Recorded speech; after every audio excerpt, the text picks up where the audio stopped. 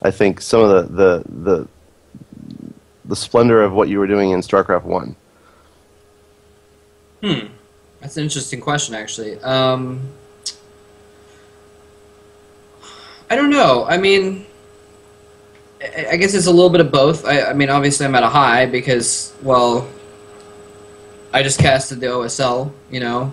I was the official caster for the OSL. I helped make the OSL Global broadcast happen. And, you know, to me, and this is not necessarily the view of everyone, but to me, as a longtime Korean StarCraft fan, the OSL is it. Like, that is the tournament. That it Sure. is. It is the most prestigious tournament in Korea, and it's definitely, you know, it's the longest running tournament of any esport ever. It's you know, it's a really huge deal. So I feel like, in a way, you know, I'm kind of going out on top as a result. The other side of that, though, is yeah, you know, my stock is down a little bit. I'm willing to admit that.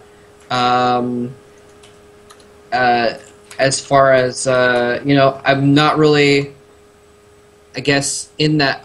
A lot of people don't necessarily consider me that top tier. You know, I think the one thing that I do have left that I would really like to do, like kind of my last goal, before I can consider myself at the top of my career, is I really want to start doing more tournaments, like going around to doing some, you know, weekend tournaments, that kind of thing, being invited to travel, that kind of thing. So that's something I'm definitely looking at. As far as how to pick up my stock value, to be honest, I have no idea. And if anyone can let me know, then that would be great. I have a lot of connections and stuff. I put out some feelers to see if people want to work with me, and you know, we'll see if anything happens with that. But right now, I'm mostly just focused on, you know, I kind of need to refocus my life a little bit. I'm going to be going back to the States. I need to find, you know, a place to live. I'm going to reconnect with my family a little bit and that kind of thing. Well, it's always hard because, you know, when you have such a long career, you know, there's these points in a career when you kind of need to reinvent yourself, I guess, and that's always a really challenging thing to be aware of when those are, and also how to do that, right? You know, it's easier for somebody who's coming in off that second tier, like maybe like a Jorstar, for example, right? You know, who's just all of a sudden sprung up at these DreamHack events and such. The community has a very fresh face on somebody like that. Sure, they're critical, right? But they're critical, but they don't know him. Does that make sense? Yeah. Whereas with you, like, they might be critical in some ways, or they might be, you know, really happy in some ways, but they feel like they know you. So for you to change that perception is like you have to basically somehow reinvent yourself, right? Yeah, that's something that I've been struggling with a little bit lately. Is that I kind of feel like, you know, I can't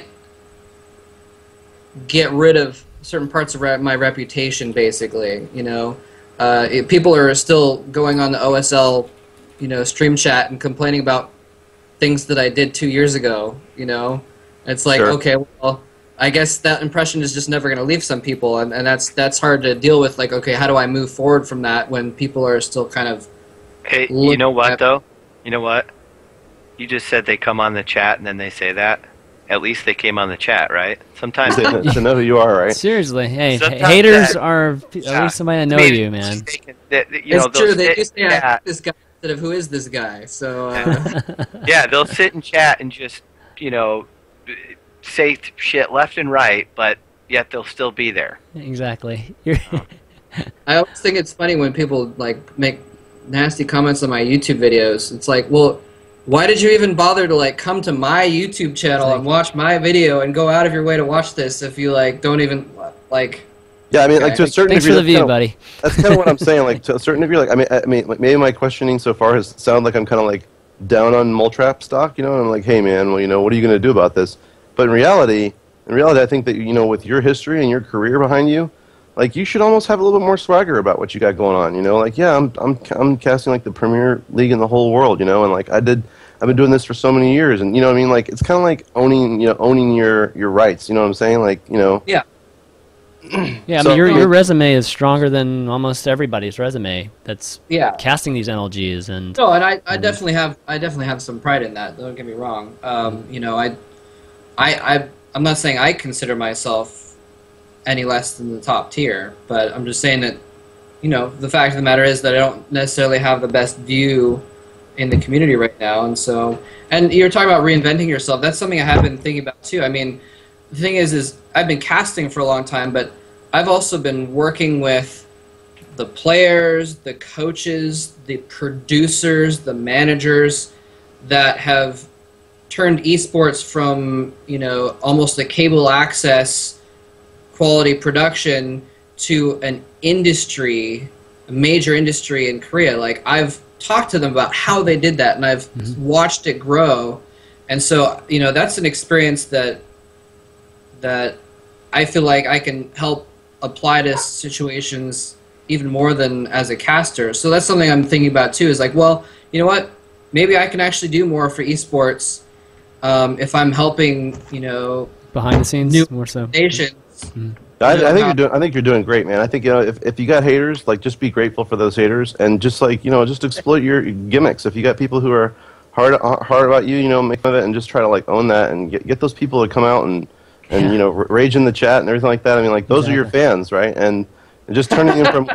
I mean, look at Naniwa. Look at Naniwa, bro. Look at Naniwa. Seriously, how many fans did we turn from haters to fans for Naniwa in 9 months? It's very possible. You know, it really is. You just gotta, like, direct them. They're sheep. You know, like, they wanna pay attention to you, but they don't know what to think. You gotta tell them what to think. Sometimes it's not so easy, but, you know. Exactly. I think you're doing great. So welcome to the call, David. I just want to. Oh my God, he's alive, David. Hello. Hey, how's it going, bro? Very good. We're very busy working on IPL, so apologize for. No, I'm surprised we have you. Surprised we can have you. Yeah. No problem. Yeah, you were just talking to MoleTrap just about all of his experiences in Korea and all his great experiences, actually, or vast experiences in Korea, and just talking about how, you know, now that he's coming back to the U.S., how he can kind of translate it into, you know, getting gigs here, I guess. It's one of the best MoleTrap interviews I've ever seen, actually. This is a good one. And, yeah, and David, we never see you. Too, man. David, how come you don't pick up this guy? There we go, on the spot. It's funny, I've actually been, speaking of flakiness, I've actually been contacted by like 3 or 4 or 5 different people in the last 6 months saying, hey, I really want to interview you. And then, like, they never actually get back to me. So thanks for actually having me on the show, by the way. Dude, if you know instead of just saying it and then, like, disappearing again. Yeah, just out of curiosity, do you follow up with them too? Because that's important. Like, if they say, we want to interview you, I mean, one thing you may want to do sometimes is 4 days later, if you haven't heard back from them, just send them an email and be like, hey, you know, you mentioned you want to interview me. Do you want to set up a time? I guess I've done that a couple times, but shouldn't have to. I mean, yeah, we're the content providers trying to, like, you know, interview him. I don't understand. Well, I think it's all about, look, it's all about what they think they're going to get out of the interview. Like, are they going to be able to ask those tough questions like I've been asking?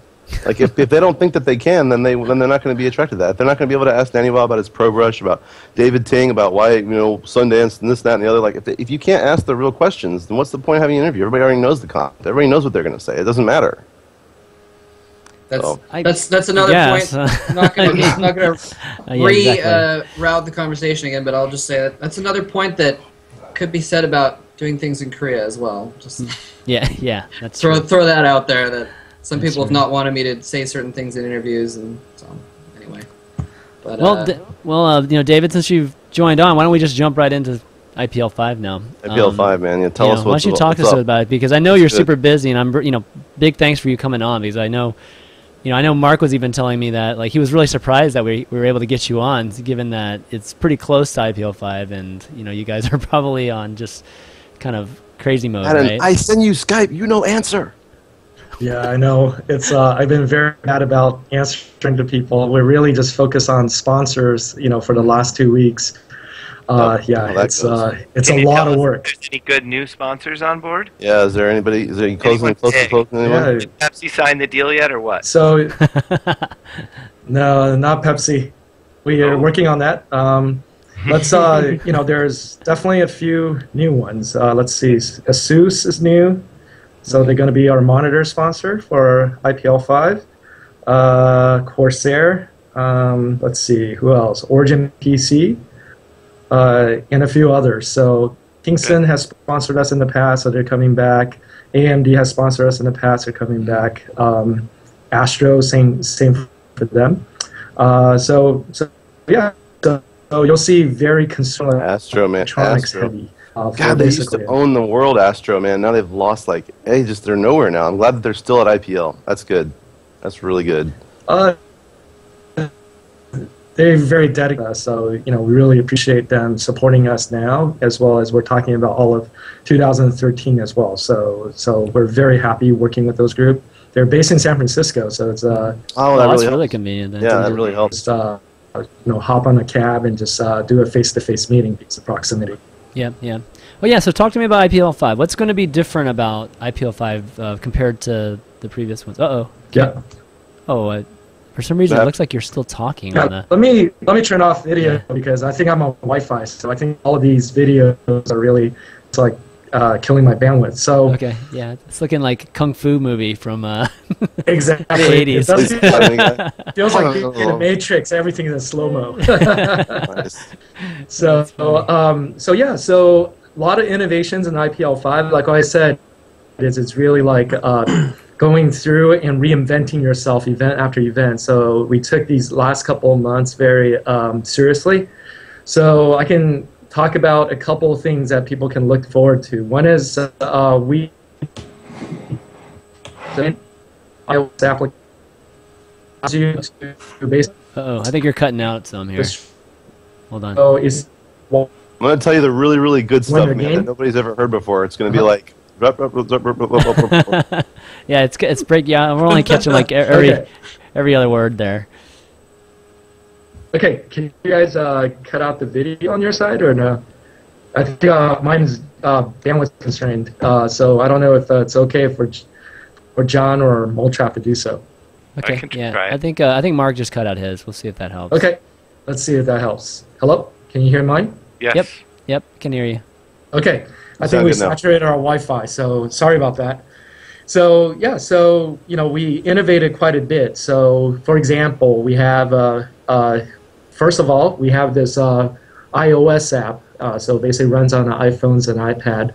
Allows you to watch different streams simultaneously. So we're planning to have 8 or 9, I lose count, concurrent streams as part of IPL 5. It allows you to switch between all the different streams.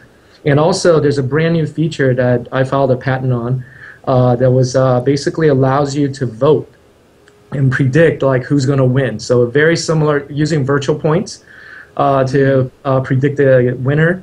It allows you, as you're watching a stream, to basically change your vote. And then what will happen is that with all the data like out in the field, we can actually show a score predicting who's going to win, kind of similar to like the pocket cam for poker.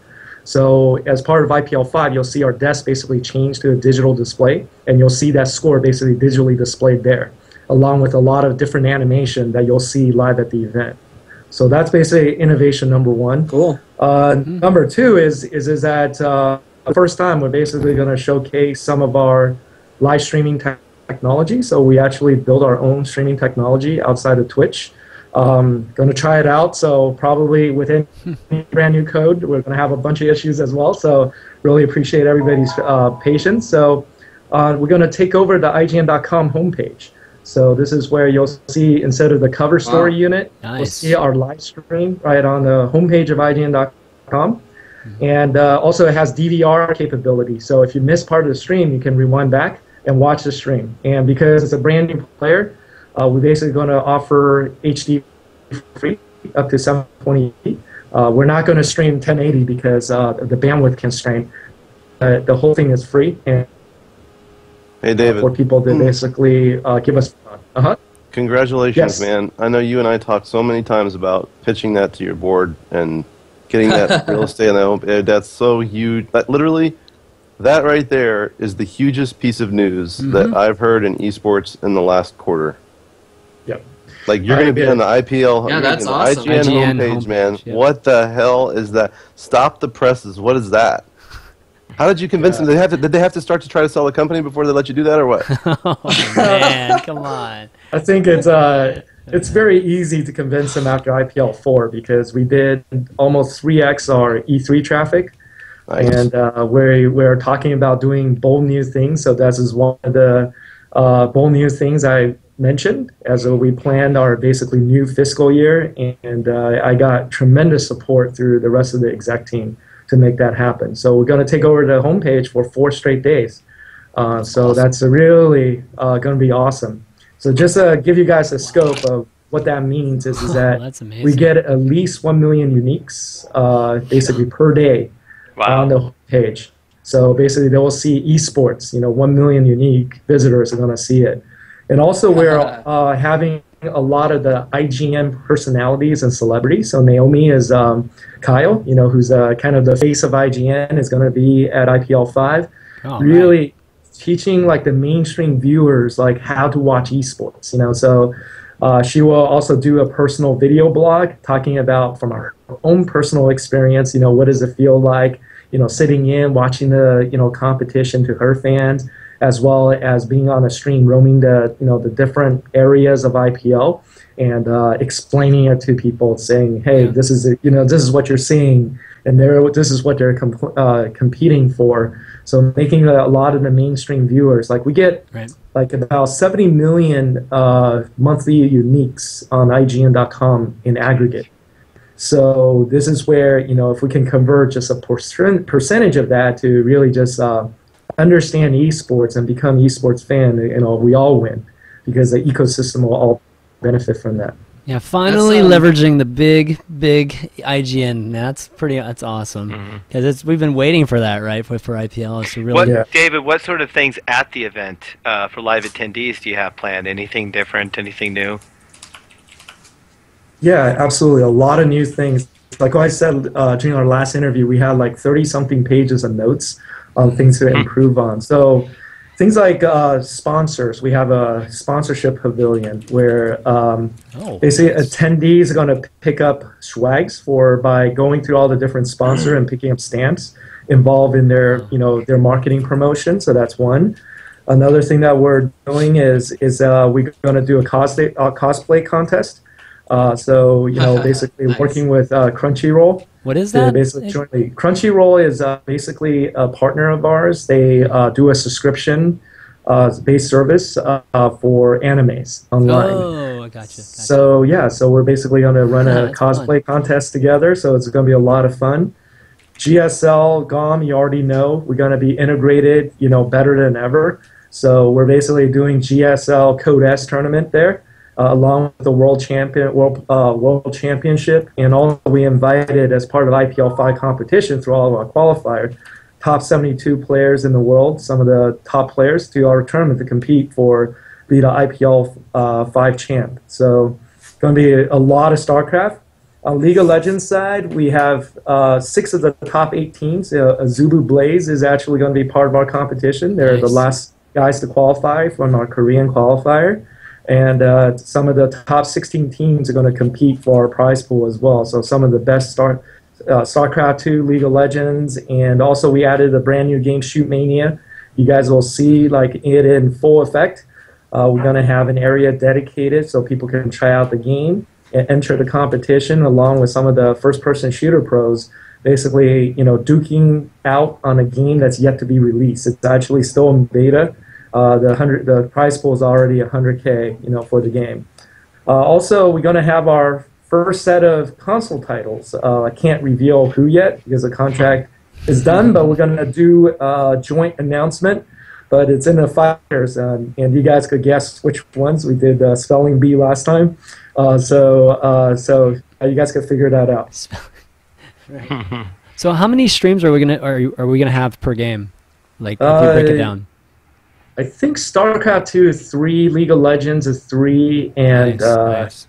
and then we have Shoot Mania is 1, and the Fighter is 1. So we have at least 8, and then there's one stream where we roam, and then basically do it more like a news stream. So that's we do the live view unit you guys saw in the past. So we reinvented that as well.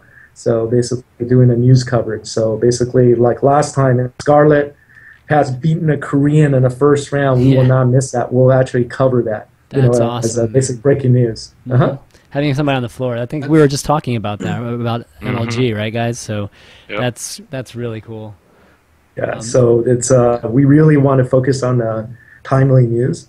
Also, we revamp a lot of our technology. So we're going to do a 24/7 rebroadcast of our entire tournament. Along with the DVR, it's really hard to miss any of the action. How much? I mean, obviously you're doing a huge amount of planning, but how many days are you going to dedicate to going through a walkthrough of this before it actually happens? This is a lot of new stuff to run an event. It's going to be huge. Yeah, so we did a walkthrough about a month ago. Okay. So right now we're doing rehearsal, so just like every week. So today we have our final rehearsal before packing up the equipment and shipping out to the site. So we've been practicing it for about 6 weeks now. So just to give you kind of like the level of rigor we put into this.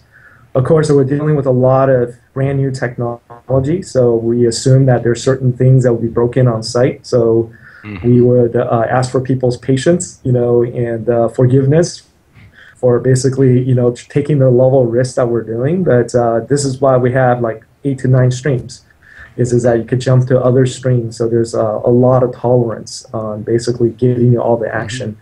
Another thing that I know people critique was the amount of coverage we had, because we have so many people playing. So with the streams that we have, I believe we have 95% coverage of all the games played. So that's something that, again, with the scheduling wizardry of my team, they're basically able to figure that stuff out. No, that's 95% is... I mean, that's probably like 30% higher than I think most other tournaments. That's going to be awesome.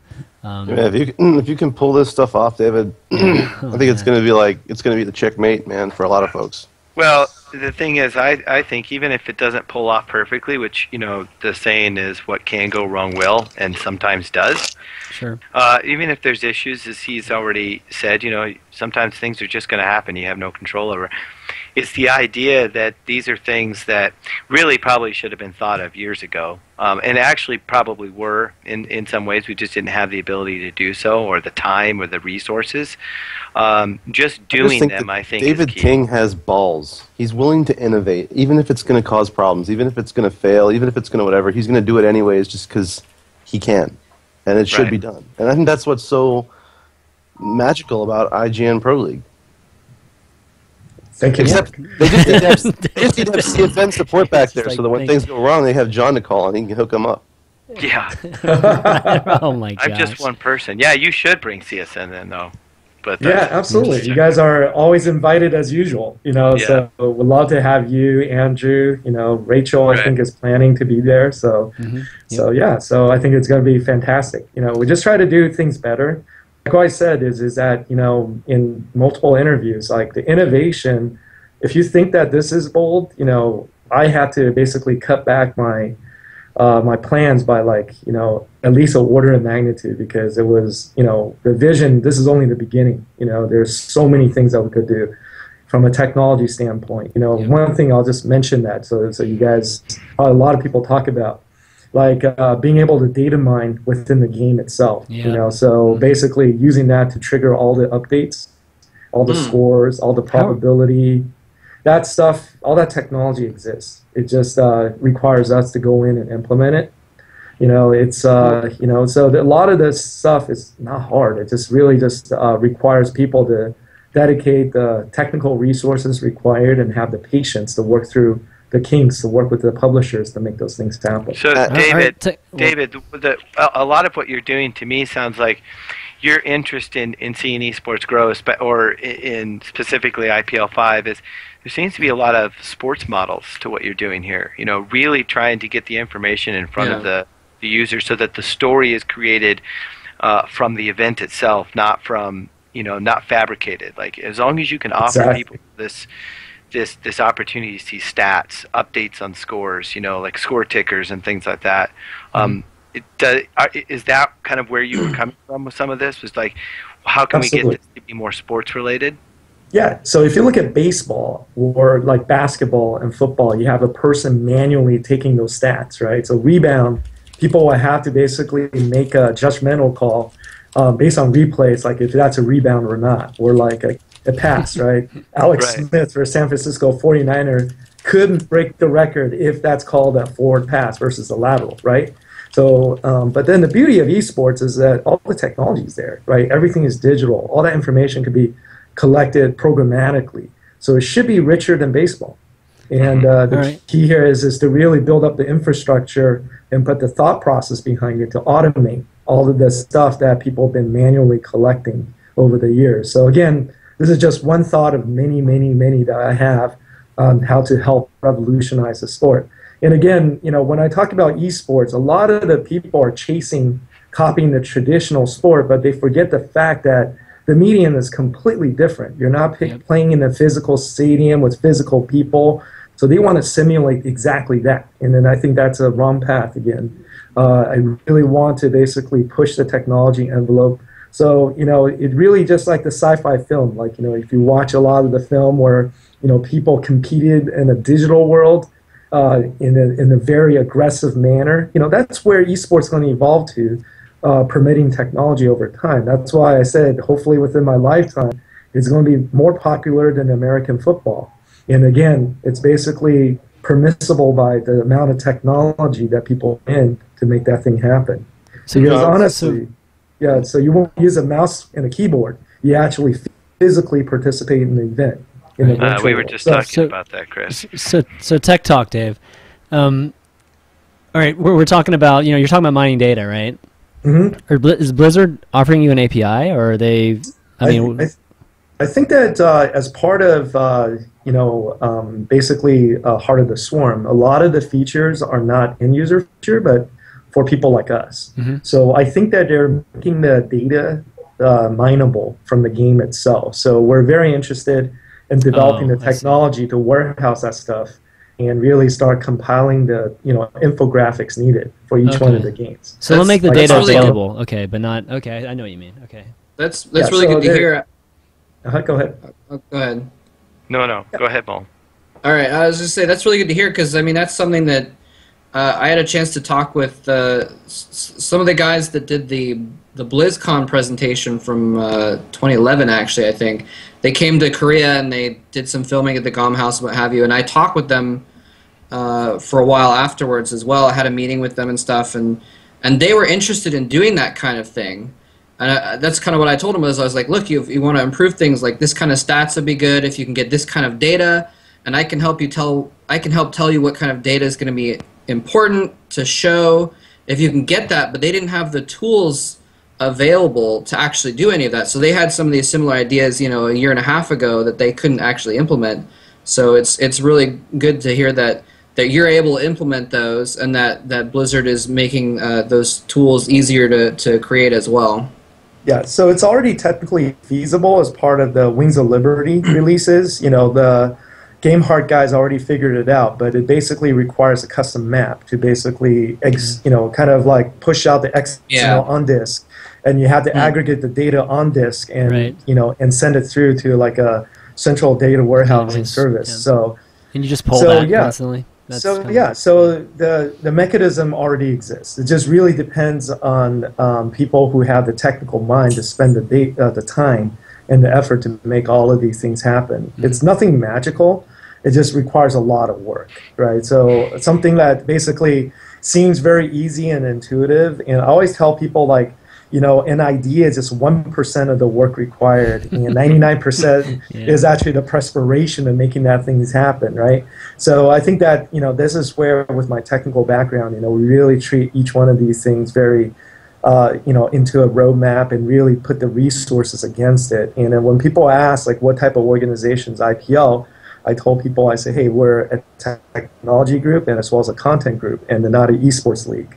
And in an esports, basically, a mean to really showcase, what we can do as a group.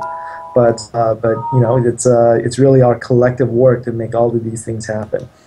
And then the infographics, all those overlay and displaying it in real time, all those technology already exists. It's actually easier, by the year, to basically put it in a very attractive manner. So we have a lot of ideas on data visualization. I think that's where a lot of the innovation would exist, and then you'll see it next year because you'll see IPL 5 as basically a strawman framework for us to run 4 events next year. So the same caliber or bigger. So so every quarter we'll have an event, and every event you'll basically see what we're doing. Like between 4 and 5 is really innovating and perfecting what everybody see in the user.